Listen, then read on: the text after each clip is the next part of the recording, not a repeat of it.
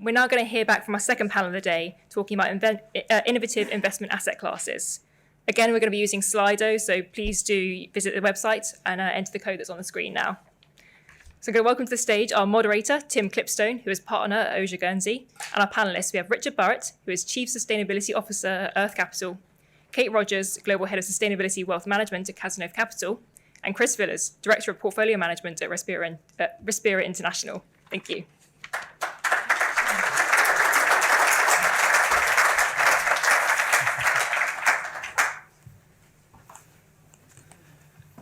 Thank you very much. Right. I think it's really great to be here, and we've got a great panel lined up. We were actually struck similarly to the previous panel by thinking, well, a lot of what we were going to talk about has been covered, so we're continuing the conversation, and hopefully we can give some insight into the innovative investment asset classes that we're seeing across our different fields. But I thought first it would be really useful just to have the panel introduce themselves, set where their area of expertise is, and we'll take it from there. So maybe, Chris, if you... Yeah, so Chris Villas, I'm with Respira, which is a carbon finance business. So we've been set up to channel private capital into really high quality, almost all nature-based carbon projects. And I've actually was involved very early in carbon markets in 2005 with a company called EK Securities, which is a project developer. So sort of carbon and associated aspects are what I'm sort of focused on, essentially. But obviously a lot of it is nature-based. So. Great. Shall I go next? Yes. I'm going down the line. Yeah. Hi, everybody. My name's Kate Rogers. I lead the sustainability team at Cazenove Capital. We're a wealth manager, so I have the privilege of working with private individuals, with family offices, and with endowments and foundations, many of whom are wanting increasingly to consider sustainability and impact as factors when they're choosing where to invest their money and how to behave as investors. So my sort of area of expertise is around, what are the trends that we're seeing in the market? What are people asking for?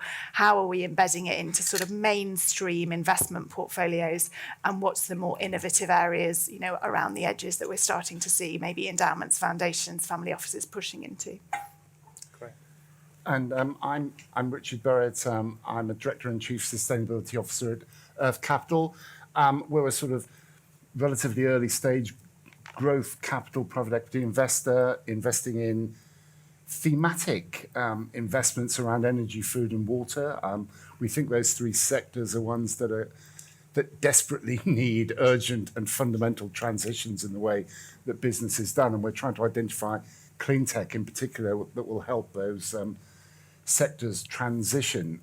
When I'm not doing that, I'm also a fellow at the Cambridge Institute for Sustainability Leadership, former colleague of Gemma's. And there I do a lot of work around sustainable business and finance, and more recently social innovation. How can we innovate positively within society? So those are I'm a bit of a sort of sustainability generalist, really. Which is excellent for this Any panel. carbon questions should definitely... Absolutely. No, that's good. So we had a series of things we were thinking about talking about, but one thing that struck us from the previous panel was the discussion around pricing nature, effectively. How do you value nature? But on the flip side of that, are we, Richard and possibly Kate as well, are we undervaluing or underpricing the risk in normal investments? And do you have any examples of that? In other words, the market mispricing and misseeing risk ultimately. We may need longer than 45 minutes. But, yeah, look, we've known for a long time that social and environmental externalities matter from a risk perspective. I mean, I think about it, over a decade ago, we did a report when I was co-chair of UNEP Finance Initiative looking at why externalities matter to investments. And we worked then, I think, with Truecost, and they did some analysis and calculated that based on the sort of model they were using, somewhere between $4 to $6 trillion of negative externalities were occurring a year. And if you looked at the top 3,000 listed companies globally, they were responsible for about $2 trillion of those. Now, it's like a $2 trillion annual free lunch. Yeah. Now, and this was 12 years ago. The number, I'm sure, is worse these days. Tell me if I'm wrong. No, I was just Yeah. probably pretty similar. And if you actually looked at the profitability of those companies and averaged out those costs, it took somewhere between 45 and 50% off the profitability of those companies on average. I say on average because some of them would have been deeply unprofitable if you priced in their negative social and environmental externalities. This is the problem we've got. How can you actually change a system, a whole financial system, and the critical other systems that support it when you're actually ignoring the dependencies that you have on those other systems? And it's only recently that we're beginning to realize that. I mean, what's changed the narrative in the finance sector around climate change is when central bankers, the Bank of England, the Network for Greening the Financial System, talk about climate change as a financial stability risk. It's no longer an environmental risk. It's a financial stability risk because we've overinvested in stuff that cannot continue to be invested in.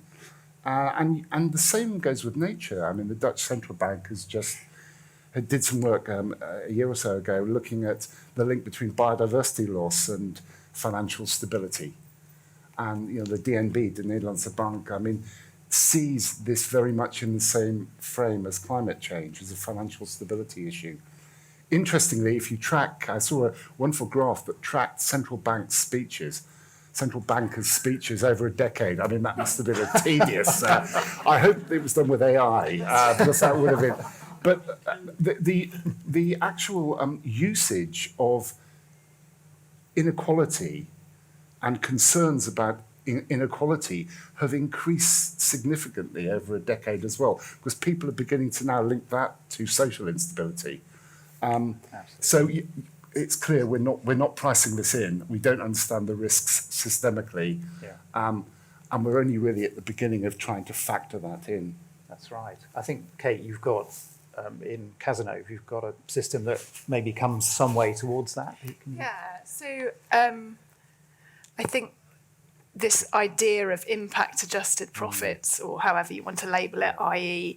A company getting a bill or a credit for the externalities that it creates, whether that is a medical company getting a credit for making people better, keeping them out of hospital, or a oil company getting a debit for the carbon that's emitted into the atmosphere as a result of the oil it's producing. What we've had for a while within our organisation is a big research team trying to bring that into our analysis. And I'm talking very much about in mainstream investment analysis, so looking at listed companies, trying to understand the externalities of those companies. And yes, it's important from how do we finance the companies that are creating positive externalities, and how do we not support the companies or encourage the companies that are creating negative externalities to reduce those. But also it is financially material, and there is now plenty, as we hear, of academic evidence that points to the financial materiality of these risks, and the opportunities that provides.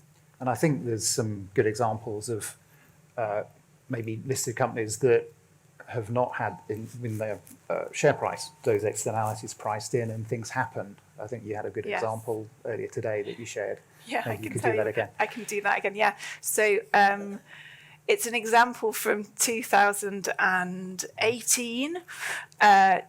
Two companies, Britvic, you'll know Britvic, AG Bar, you might not know them, Iron Brew, you probably will know. Their share price performance tracked incredibly close to each other until 2018, at which point AG bar started to significantly underperform. There was a big drop off.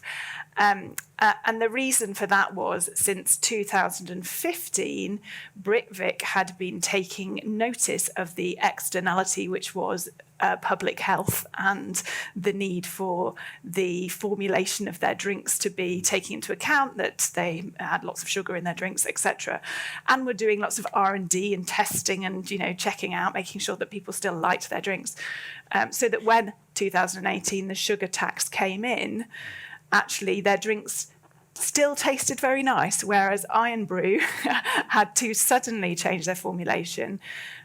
Sadly, their customers were not so supportive, and they absolutely lost revenue. It's what seems like a slightly strange example, but but I think we can all identify that is an externality that's caused by a sort of social change that absolutely translates into share price differences, and that you could easily apply to human rights. We've seen that recently with the ban of imports from the Uyghur region into the US. It can translate into climate, into nature risks as well.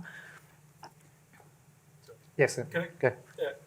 Didn't need to cut you off if you you had more to go. Fine. No, well, I just wanted to make the point on this sort of wider topic of externalities. Obviously, carbon pricing is the most fantastic tool that does that, right? And the EU ETS, unfortunately, it's kind of taken them 15 years to get it together because of EU decision-making processes. But there we really have a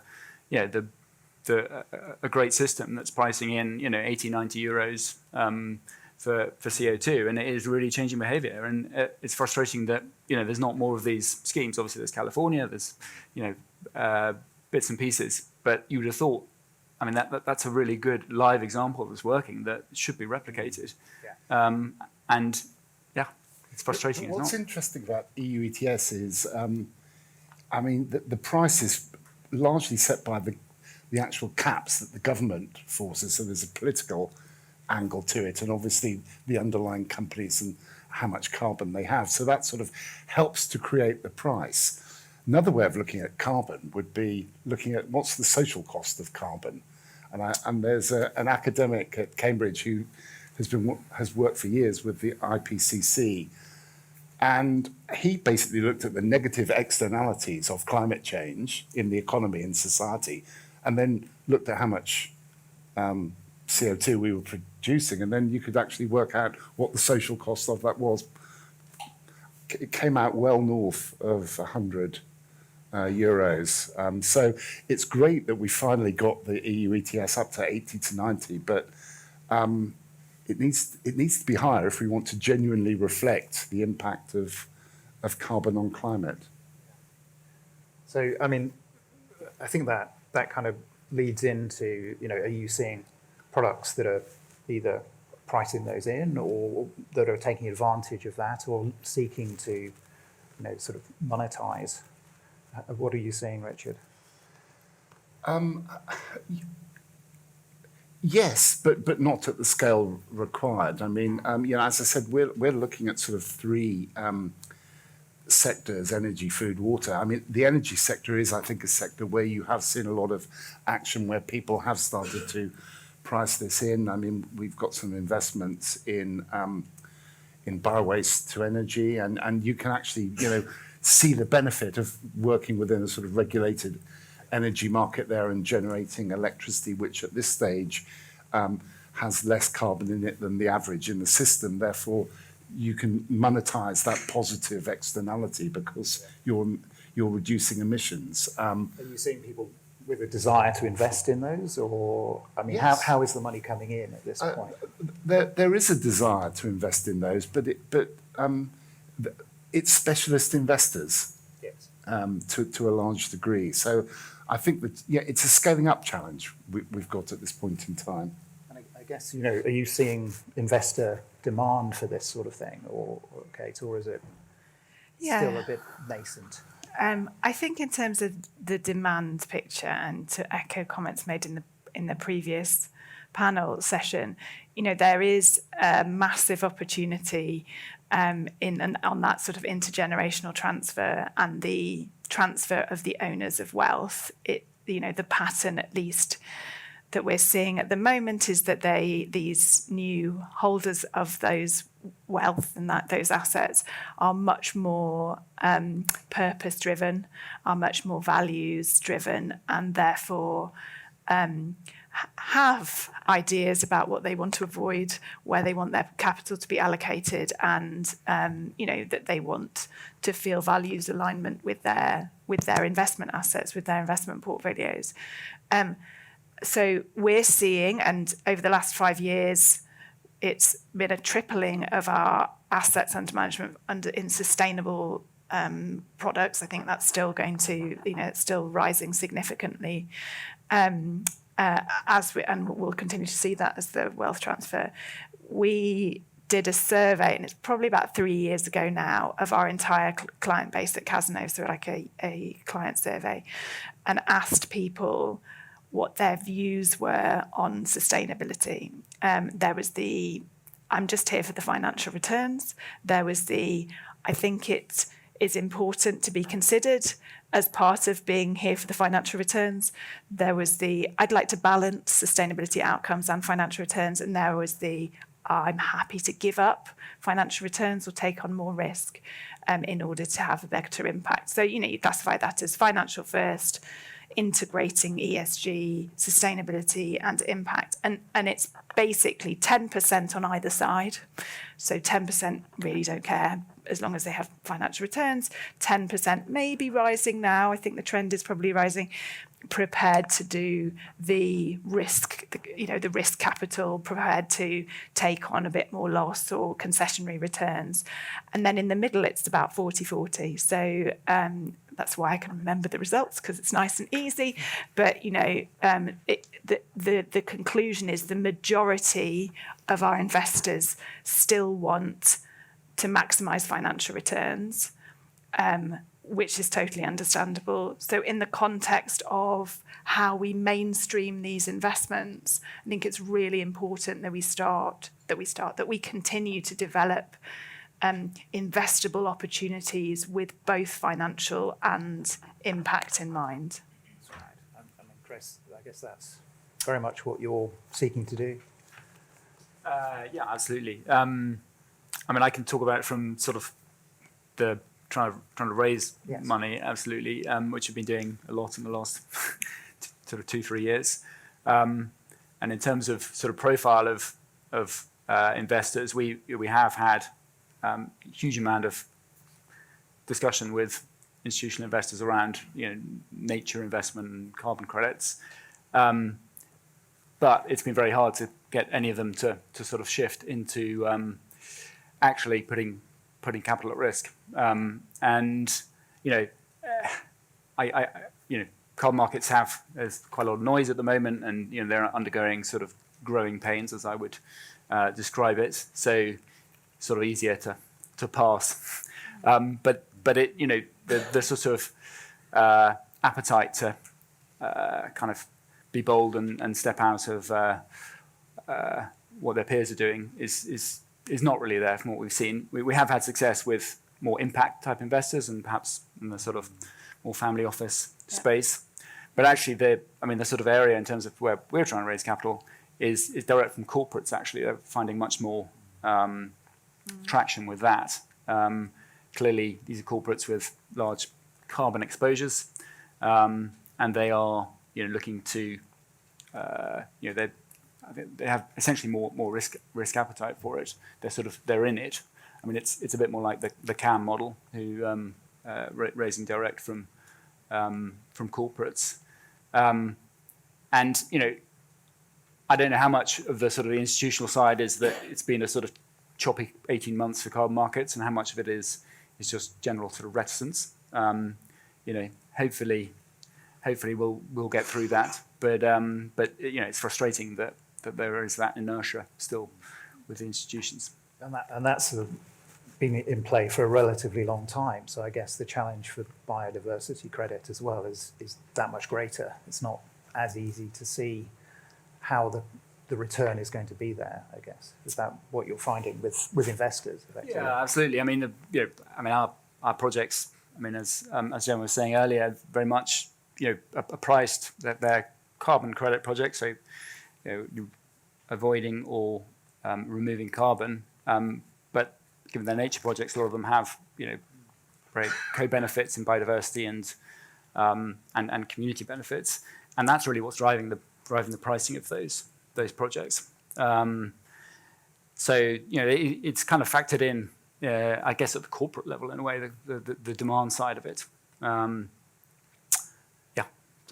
Yeah, great. And I mean, one thing that I've certainly been looking at just recently was the sustainable aviation fuel credit as well, which we briefly touched on. And you've got some thoughts on that one.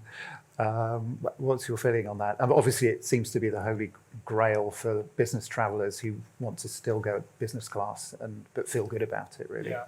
Well, interestingly, I wasn't actually, when we discussed that, I wasn't talking about the sustainable aviation credit.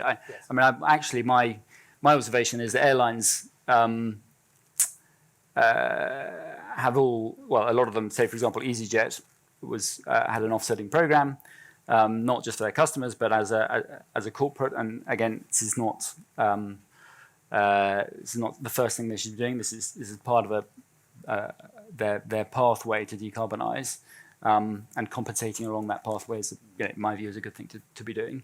But they've actually abandoned that, and they said, "Oh, don't worry, we're going to invest in sustainable aviation fuel." That's obviously where we want to get to, but it's an awfully long way off unless there are massive breakthroughs.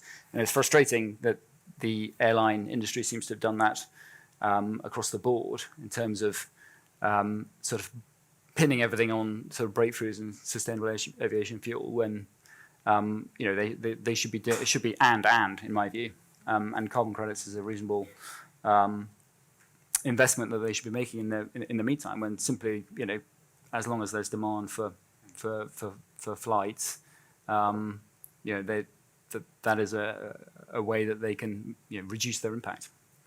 I wondered what your view is on the sort of pricing of carbon credits, because from what I see, the expectation is as more and more corporates look at carbon credits, I mean, the supply of carbon credits, yes, it will go up, but the expectation is the price will rise substantially. I wonder whether EasyJet just saw that and thought there's no way we can lock ourselves into buying carbon credits always, because if the price goes up significantly, it really undermines their profitability.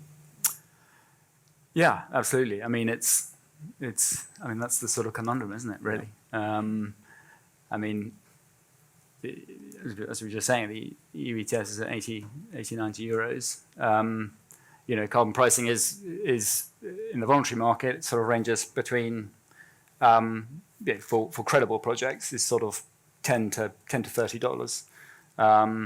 And there are, projects perhaps that are really not very good that are, trading at very, very low prices. But that's the history of the market rather than the future of the market. And new projects being developed now have got much better kind of they've able to benefit from the experience and new technologies. So yeah, I mean, I think it will be a big challenge with the voluntary market. If prices go, as prices rise, which obviously one hopes that they will, because then that carbon piece is being priced into their businesses. I was going to say that's the point we were making right at the beginning, which is that maybe their profit model is based on a non-sustainable. It is based on non-sustainable basis, and this is actually causing them to price that in. Does it make alternative other investment options more attractive potentially? Are you seeing new things to invest in that may be able to sort of attract capital as an alternative? Richard, I mean, there are some examples. Well, I mean, look, I said we look at the energy, food and water sectors. I mean, the energy sector, clearly there's a massive investment in renewable energy going on. If you're as old as I am, and we were financing these projects 20 years ago, and the economics have improved exponentially since then, which is really good to see. It improved in part because of the public-private work that the Green Investment Bank did in helping us to actually expand the market here in the UK, and until this year, the UK government was doing a great job at promoting things like offshore wind. But clearly we had no bids this year to build it out. If you look at the energy sector further, there's a lot of really interesting investment in energy efficiency.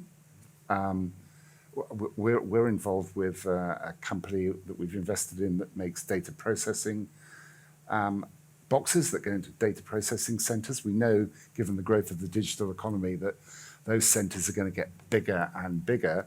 This company saves up to 80% energy for every bit of information and data it processes, which is massive in the sort of transition, not only from an energy price cost perspective, but also from a carbon perspective. So I think technologies that radically change the efficiency and use of resources. You see the same in the water sector. I mean, we know that there is so little fresh water on this planet.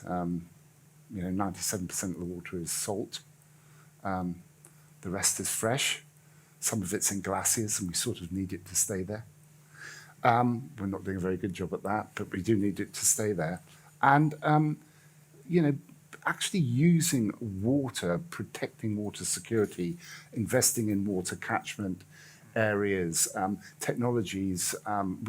We invest in the world's lowest water use toilet. The average toilet uses sort of 9 to 12 litres of drinking water, good potable water, to flush, and this one uses about 1.6. So, I mean, there are investable things out there that will really make a difference. But we've just got to think through those sectors and say, what will the water sector look like? What will the food sector look like in 2050 with potentially another 2 billion people on the planet, all living in the wrong areas?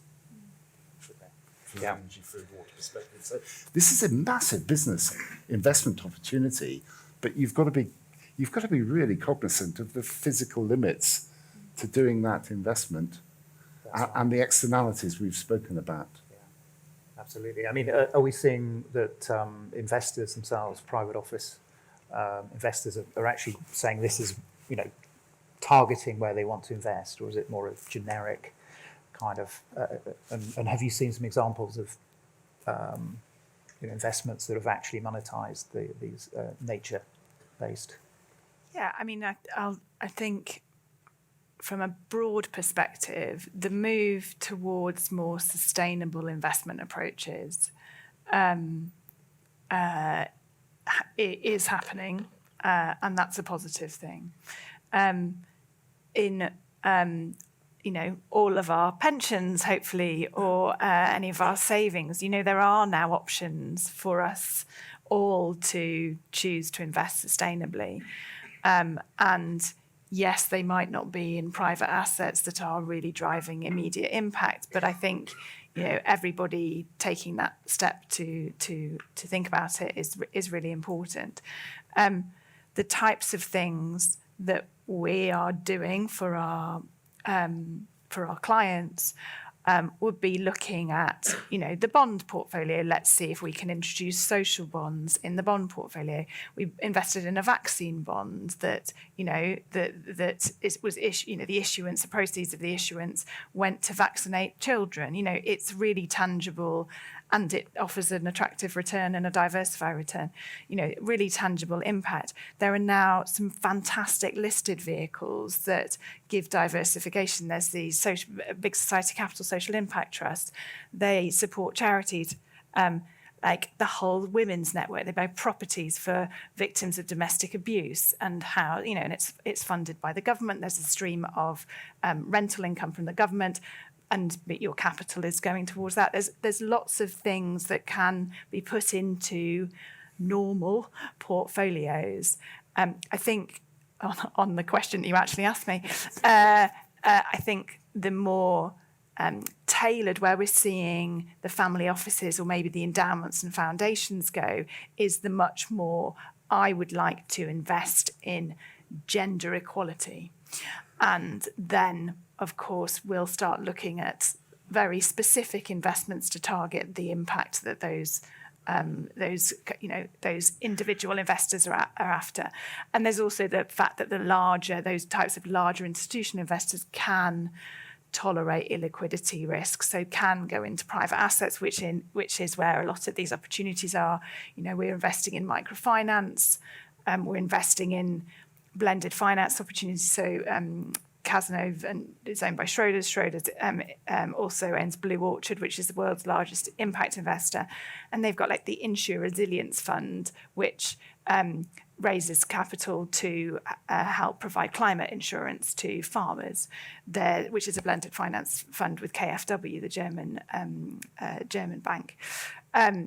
We're doing gender lens investing in Latin America, which is about financial inclusion, access to finance, where 70% of the population are unbanked or underbanked. So there are some really innovative, interesting ideas, but it's just how we make sure they find their way into investment portfolios, and that they're structured in a way that people like me can allocate capital towards them. It's interesting because if you think about the term sustainable, which means you can continue doing something into the future, Yeah.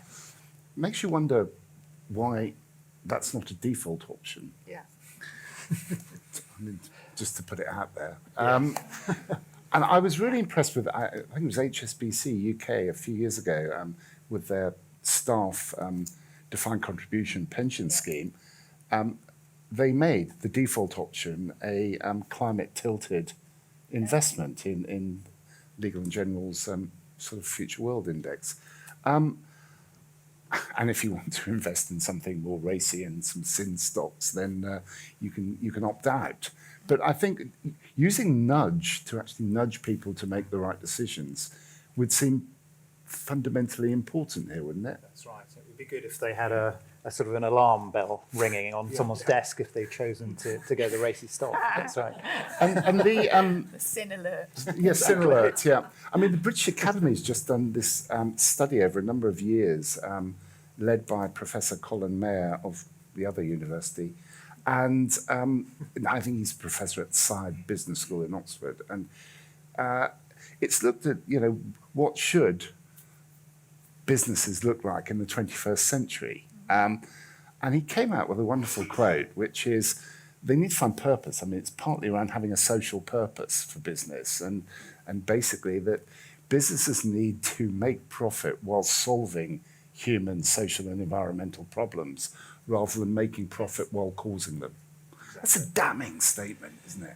Yeah, it is. Do you think there's a role for, big question, for government regulation, etc., in that, or presumably is, because that's what we're looking to our, in theory, our elected leaders to basically steer us in an altruistic way down the right path. You think there's a role for that? Of course there is. But we saw what happened yesterday, and I think card-carrying Conservatives should hang their heads with shame.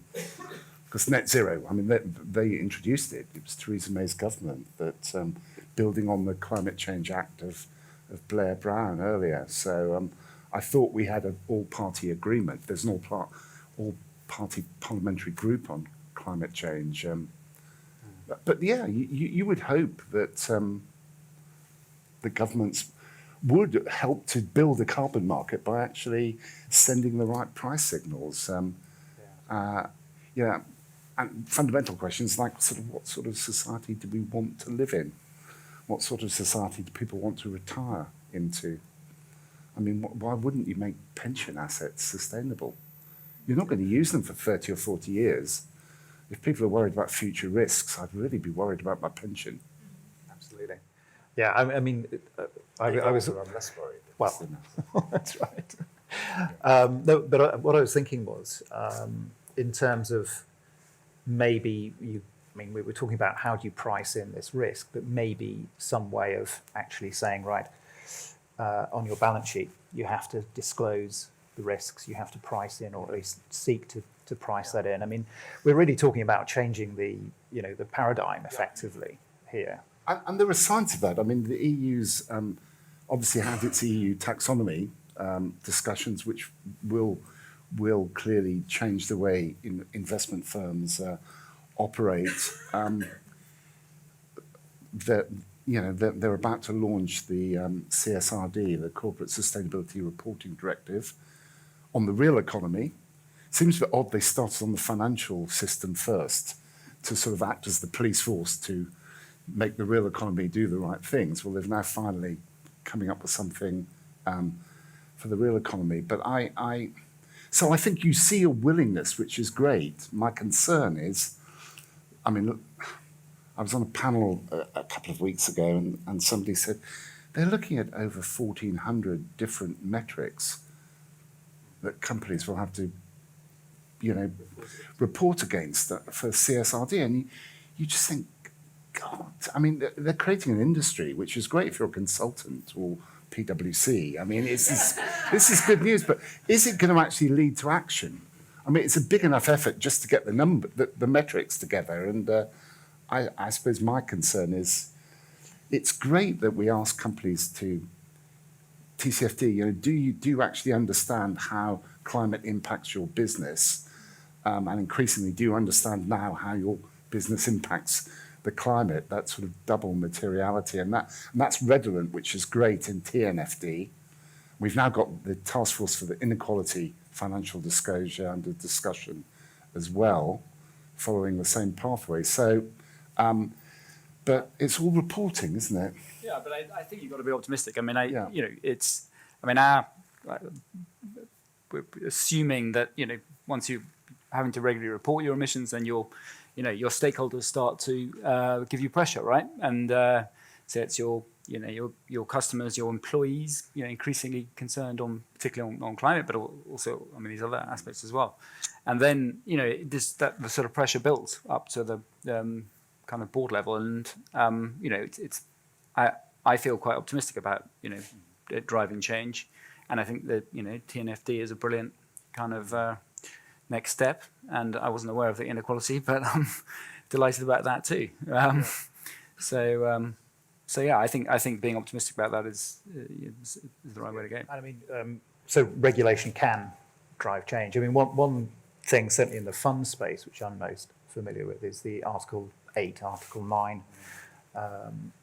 EU the articles of the EU directive, which it's interesting to see that there's been a shift out of Article 8. That's the non-impact but balanced effectively funds, whereas there's been an inflow of capital in the last, I think this was your stat actually. I'm horribly plagiarizing your stat, but there's been an inflow still, notwithstanding the difficult fundraising in Article 9 type funds. And yeah, I mean, you're right, that's hopeful that could well be replicated. But are we seeing enough? I suspect we're not, right? We're not seeing, and is it targeted enough, or is it too complicated? And I think that's what you're saying, isn't it? It's in danger of becoming an industry in itself. Is how do we stop greenwashing? Then it's done a really good job. If the exam question was how do we get more capital flowing into good, positive things and less capital flowing into negative externality things, I think it's probably failed on that, sadly. How do we change that? Sorry. Slightly early days, Neil. I mean, so far, but yeah, okay. Yeah.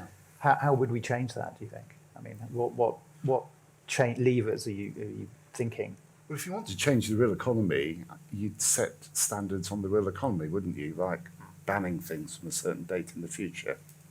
Like, for instance, or hang on, I can't think of an example of that one, improving yes. building standards. And if you're going to build a new build, it's got to be this, or insulating homes. I mean, there are so many things you can do proactively and positively to make a difference if you want to, as a government. And it's a question of leadership. I mean, I teach on this master's called Sustainability Leadership and at Cambridge, and it's absolutely wonderful. And I've realised that the sustainability bit is obviously very interesting. The difficult bit is the leadership, and that's where we struggle. So I think we've got a few Slido questions that will be, if I can read them It's very, very small. The problem of an advancing age. There we go. Ah, it's up there. There we go. So one from Lyndon Trott. I think this is an interesting one. So mining companies focused on copper and lithium extraction are fundamental to carbon reduction, and yet many ESG mandates exclude them. Is this sensible or logical? I'm not sure who would like to take that one. Any thoughts? I can start if you like. Perfect. So I think both things are true. Mining companies can have terrible environmental impacts, and some have some quite checkered social track record, human rights track records. So I think, for those investors that want to set minimum standards for inclusion in portfolios, it can mean that it's less likely that you invest in a mining company. We, for our sustainable investors, don't actually say you can never invest in a mining company. That's, we don't currently have much mining exposure. But what we do invest in is a transition metals fund. So we are getting exposure to the commodities and owning the commodities themselves, recognising that these commodities are absolutely crucial to the energy transition. But, this, whether it's this question or many others, these are complex moral, ethical dilemmas that are, every company will have pros and cons, I'm afraid. And so it's a matter of trying to find your way through and find those that are, trying to accelerate best practice. And we have to realise that when you look at ESG as a concept, the S and the G part in particular are laden with values that we have, and we think about things differently, and some of these things are socially constructed. And if we did a poll here, what people thought about terms like value or material, we'd come up with different understandings in the room. And I think that's one of the problems. And there's this sort of, also this sense of ESG, yes, it has to be ethical. That's it. I mean, why would you exclude a sensibly managed defence companies? I mean, we need defence companies, sadly, in the world in which we live, as we need mining companies. So it just seems to me that sometimes we get a bit more Catholic than the Pope on these issues. And I think, we do need to think holistically about these companies, and sometimes make those difficult trade-offs. I think what we see is, and I could probably split the room, I would guess it would be around 50-50, but, even the fossil fuel discussion, when we're talking to people, even a room full of sustainable investors or a room full of endowments and foundations, if I say, and I won't do it, but, if I was to ask you whether you want to remain invested in fossil fuels and engage with them and accelerate their transition and ask, use your shareholder rights to vote for, strong net zero plans versus not own them at all and therefore not have a say in that transition, I would wager that you will get both responses. And I don't actually think that either one of those responses is wrong. I think it depends on your individual perspective, and if it's your money and your values, then we just need to figure out how we can match that. Although there's some really good research from an academic who used to be at London Business School and is now in Cambridge, who has looked at this issue. And, from an empirical perspective, stewardship and engagement is actually a more potent tool than divestment in empirical terms. But there's a values overlay, and people have to make their own decisions about what they want to do personally. And that actually leads, or rather partly answers the next Slido question, actually, which is, I don't know whether you can see it, it's tricky from up here, but I'll read it out to you. So, until the generational wealth transfer, how can one convince other investors, presumably, to look at ESG type investments, and where do the responsibilities of firms lie from a fiduciary point of view? Well, fiduciary is another social construct, isn't it? And you ask people, they'll say it's finance first return. Whereas a lot of the thinking recently has said, well, if issues are financially material, if climate change is a financial stability issue, you should be looking at it from a fiduciary perspective, because if you're not, you're potentially breaking your fiduciary duty. And actually, when you look at fiduciary duties, it's not financial necessarily, it's acting in the best interests of the beneficiary, whoever that beneficiary might be. That doesn't say financial best interests, it's overall. So absolutely, I mean, it's Won't MiFID force you to actually find out what the preferences of your The European rules, yeah, and we're already doing it. So there's lots of rules around, obviously, how investment advisors work out what your risk tolerance and what returns are, and the next regulation is around how we also understand what your sustainability preferences are, and then embed that within portfolios, which I think is a fantastic development. On the fiduciary duty point, my starting point, as you will have heard, is always to start from the financial materiality angle, because that is true, and that is what almost all, as we've heard, 90% of our investors want maximised financial returns. That is what people care about. So actually, you're so right. These are financially material factors, particularly if you have a very long-term time horizon. and I guess that's what you can measure as well. It's difficult to measure the other ones, but it's been fascinating. Thank you very much indeed. I can see we've gone very red on the screen behind on our time, but so thank you very much indeed to the panel, and thank you to the audience for the Slido questions as well.